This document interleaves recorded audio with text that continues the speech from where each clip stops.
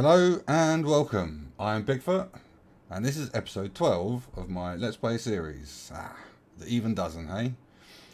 So, last episode, I had finished off the shopping mall, or at least got it to a point where I can move on with other areas.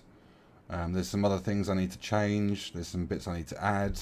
I need to plumb it all in with all the stuff in the bus, but for the time being, I want to move on with other bits. I've had enough of it for the time being.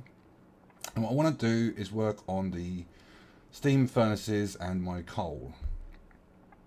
Now, this is going to be quite a big setup, and I've given myself a bit of license to play around with the symmetricality of things. So this, if any of the areas in this place is going to be a little bit oddball, then this is going to be the area. So at the moment, because of the way this whole shopping mall has worked out, I've ended up with this really long straight. And this is quite a long. So what I want is some bendy bits in the racetrack, something where something interesting happens, something that's just a little bit irregular. So I want to play around with the positions of the steam furnaces to give myself just a little bit of an interesting racetrack. That's the plan, anyway. I tried to sketch out some stuff, but I'm not sure how it's going to pan out. Sometimes you don't really know how it's going to pan out until you start laying it on the map. So that's what I'm going to do. I'm going to start playing around with some steam furnaces, see how things pan out.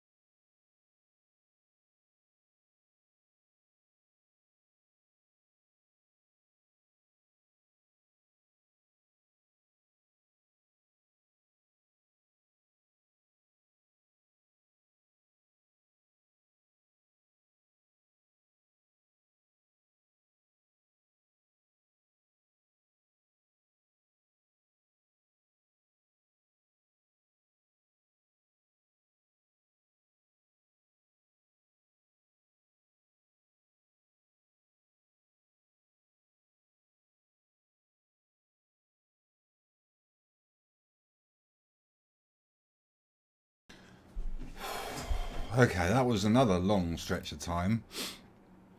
I'm keeping track of this by how many clips I make along the way before I talk. That's how I'm separating the videos in this Let's Play in my folder. Got clips where I talk, clips where I do stuff. And that was about 16 or 17 clips. Normally it's 3 or 4. Anyway. The reason why I haven't talked is because this is quite a simple setup at its heart. I know I've made it a lot more complicated than it needs to be, but at its heart it's relatively straightforward. Coal comes off the train, goes into some storage, goes to the steam turbines, and then also feeds the rest of the factory at the same time. And so there's not really much to talk about. Most of the decisions I've had to make have been with regards to the racetrack, and you can't really see it from here. So let's open up the time lapse. On there. Okay, so here we are. So my goal was to try and come up with a setup that made an interesting series of corners for the racetrack. Not convoluted, and that was really what I've been trying to avoid. I don't want to overcomplicate things. I just want it to be simple but effective. So we come out here, we come around here, we come through here. Then I'm going to have like a diagonal part of track that comes around here, comes in here, and then down here and back through again. So I think that's just a simple series of corners, just to mix things up a little bit. There are a lot of straights. In terms of the coal itself, we've got the train stations. So this is the main bus. Obviously this is the end of the bus, so none of this stuff, I don't need any space other than what's required for water barrels and the coal. So I've squeezed the train stations in there. Led to a few issues, because what I've discovered is that this isn't symmetrical. It's not the same distance between the racetracks, so this is slightly further away. And also it couldn't get this geometry to work without a funky junction either side. I think it'll work fine. I'm pretty confident it'll work fine. So that's yeah, okay, so train stations, coal comes out, goes into some big storage. This is my standard kind of vanilla setup. It's not the approach I've been using in my SPM, but because I'm trying to combine the two, I'm trying to make an SPM and a normal factory at the same time, I'm using the same tools, the same setup I use for the vanilla. So coal comes off the trains, goes into some big storage. What that gives me is a couple of things. It gives me security of supply of coal for my steam power, whilst I require it, because these will be superseded once I get to nuclear power. It also allows me to measure the amount of coal in the system, and that's why I've got all of these lights. These are going to be some convoluted array of lights which show me how much coal is in each quadrant, just so I know how much.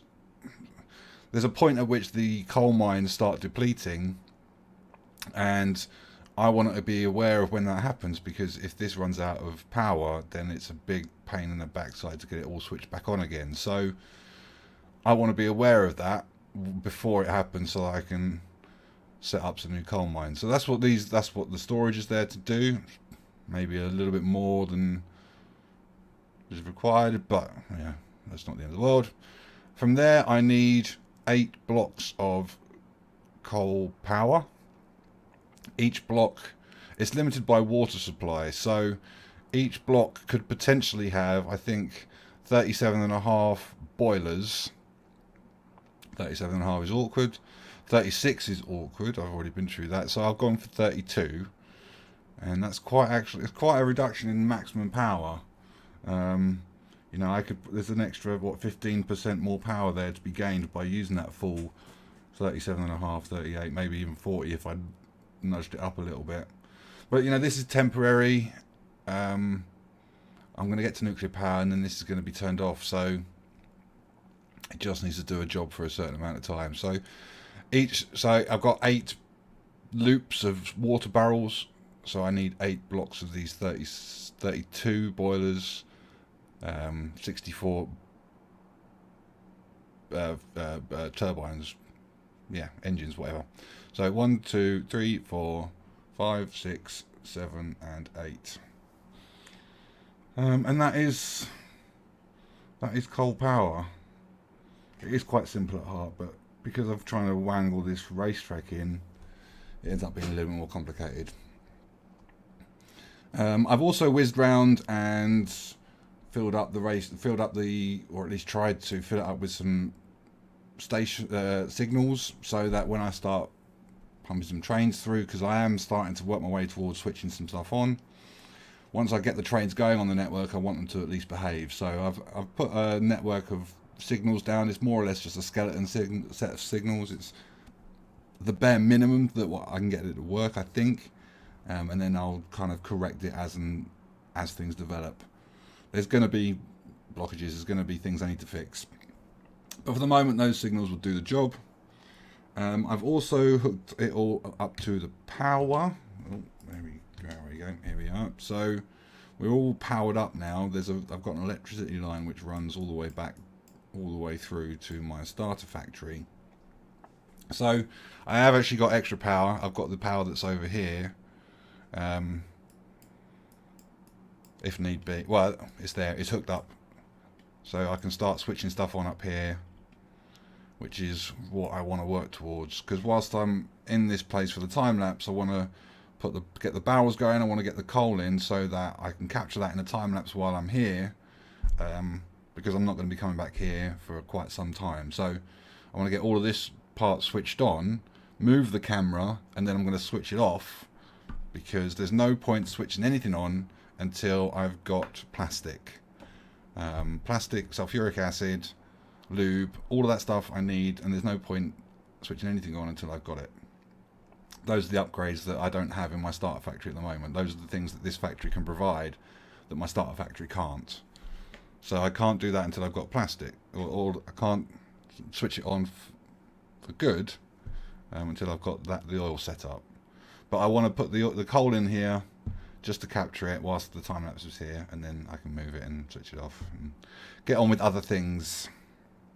But yeah, that's the coal setup. What I need to do, let's go back to the map. What I need to do, because none of this is switched on at the moment. If you look at the pollution, all of the pollution is down here. So I haven't got any defences set up for this wall because none of these biters are attacking me. So I need to reinforce pretty much all of this. So I can mine this particular bit of coal here. That's why I've got the wall out.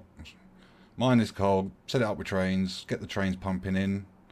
And I also need to set up all of my water barrel stuff as well. I need to get that switched on. There's a whole lot of logistic network stuff that needs to go on in there before it can start. So those are my two main next tasks. Number one, reinforce this wall, set up the coal, and then switch on barrels. Yeah, that's the plan.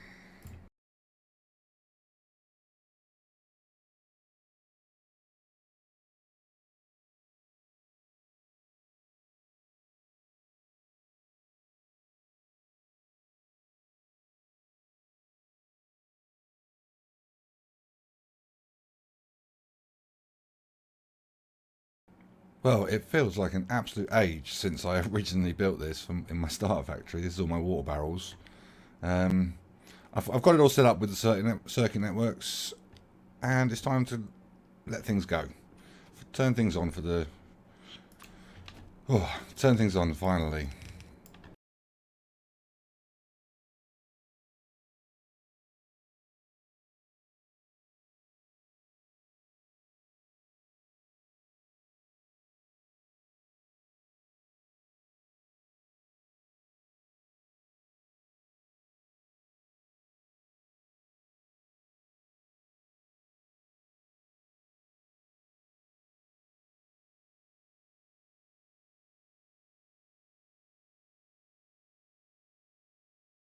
Okay, everything is finally poised, ready to go. I just need to set it off on its way and get the trains going, and we'll have power. Sorted. I've built a whole lot of mines, but I've kind of changed my plan a little bit. My original intention was to use this patch over here, but it's kind of out of the way. It's not. I'm not going to be building any factory over there, so I don't really see any reason why to use that just yet. And it's really convenient. So what I've done is I've got 3 little patches over here, just little patches that were useful to get them into the system. So I've set those up and then hooked it up to a train station down here, just so that they get used. This one in particular is right in the way of my copper setup, so it'd be nice to get these gone. What I wanted to do was just talk about water barrels for a second. So what we have here at the bottom is the other full water barrels. And when I set this off, the barrels are going to get going, and they're going to get to the assembly machines, which are going to empty them. And then they're going to put the reject barrels on the other line. And that's kind of why I call it a barrel loop. So you've got one line with a full line of full barrels, and then one line with the empties. And this leads to something which I call barrel flux. So when the barrels get picked up off of the feed line, which is the full barrels, when the assembly machines pick those up and empty it, back in the starter factory where these barrels are being created, a new barrel will be filled and put on this conveyor belt instantly. It happens straight away. But the reject barrel, the empty barrel, will take time to get from here back to there. It's got to sit on this conveyor belt, and it's got to find its way all the way through the factory. And it's that time delay which makes barrels difficult, because we've now got a situation where there are a whole load of barrels in the system on a conveyor belt that can't be used. and by the time they reach the filling part, they'd already been replaced on these feed lines. So they need to be stored so that they will be the next barrels used, but those they need to be stored in the meantime. And this amount of barrel flux is variable. That's what it's called. That's why I've called it flux.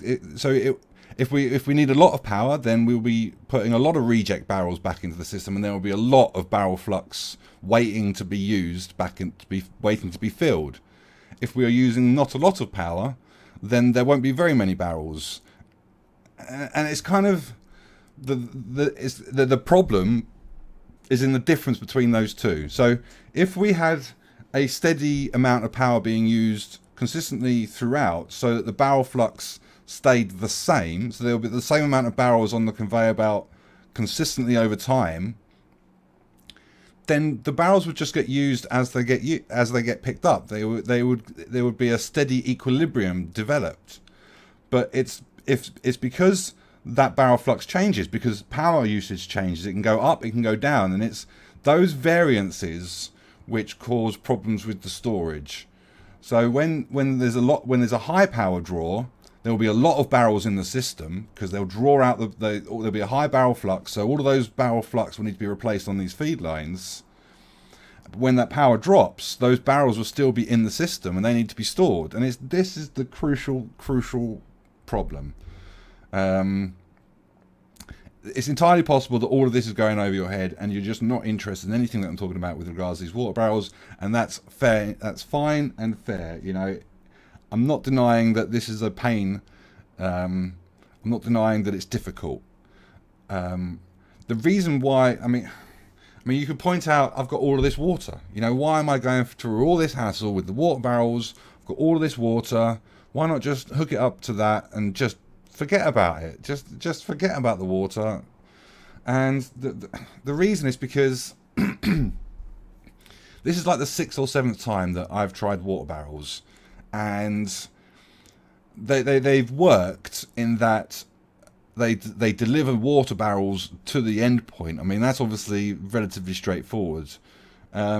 But at some point, they've always filled up with barrels. Like this barrel flux has just completely overwhelmed the filling station, and they don't pick because the chests are full of barrels. They won't pick up the rejects, and then eventually, because they're not picking up the rejects, that clogs up the reject line, and suddenly you can't even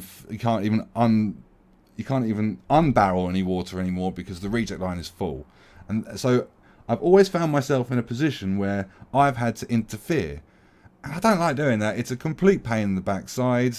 These barrels, they're just a pain to work with. So that's why I was setting up those. You may not remember. You may not even been watching, but I set up some specific zones which I called a barrel reservoir, and those are going to try and even out the variances between the different barrel loops and try and absorb some of those barrels when it's too much in the system, and try and give back those barrels when there's not enough. And hopefully by doing it that way, I can control how many are in the system at any one time without directly interfering. I mean, the other thing is, as I said, I'm still learning. So what I do know is that there's like 100,000 barrels in the system already. So what I want to know is how much storage do I need to allot for this barrel flux? Is it 5%? Is it 10%? What is the amount? What is the ratio of storage that I need to provide for this variable amount of barrels? And I'm still open to the idea of increasing it. And I know I doubled it when I was building it. I doubled it, and I thought, and I was happy, and I think I'm still happy. But I'm still open to the idea of increasing it further, because getting this right, getting it to a point where I'm happy and I'm confident with it is important. So that's water barrels really. It's not for everybody, and to be honest, it's taken me a long time just to get it to this point. They're not straightforward, but they are a lot of fun. And I like challenges, and they're a difficult challenge, and they make you think. They're a different sort of problem than the other sorts of problems in Factorio. But anyway, that's water barrels. What I'm going to do now is switch it on and find out one way or the other whether I've got enough storage for my barrel flux.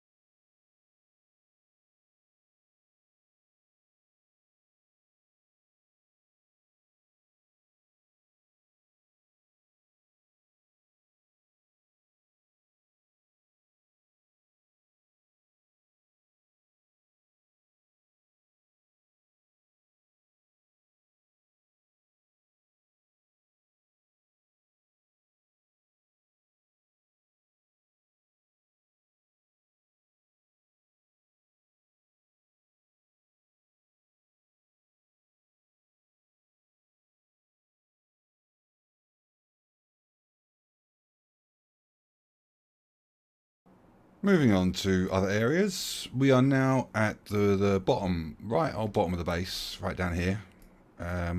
All of this is pretty much done. I'm happy. So what I need to think about now is science, research stuff, and rocket launches. And what I've built is my plan for what the rocket launch is going to look like. So what I need is 2 rocket silos, according to Helmod. And I've been thinking about how I'm going to achieve this, because 2 is tricky for my symmetrical attitude to life. So what I've done is I've put it in the middle, and the problem was that the railways were going to be in the way because they came through the middle. But so I've just scooched them around the sides, and then so the what we have are the 6 belts that I've set up much earlier. They're going to come down, feed the rocket launch stuff, come round and then feed it from the bottom, which I think looks quite good. And then the 4 gap, the 4 tile gap that I've got left behind, that the railways are left behind, I'm just going to use that as a path. So I'm pretty happy with that. And this is not where it's going to go. I need to move it down. I've got all of these inputs from the bus that I need to feed around it. And ordinarily I wouldn't like to kink this stuff the way I'm going to. It's what it's going to do. I'm going to come down, work my way around it, and then come down again. And that's not normally the way I like to work things. But for something like this, I'm going to make an exception.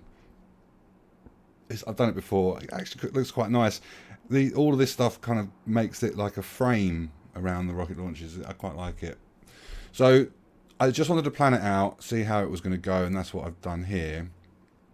So what I need to work on now is all of the science and research stuff. Get that in a place where I'm happy with it, and then I can kind of fiddle with where this is going to go, the final location of it.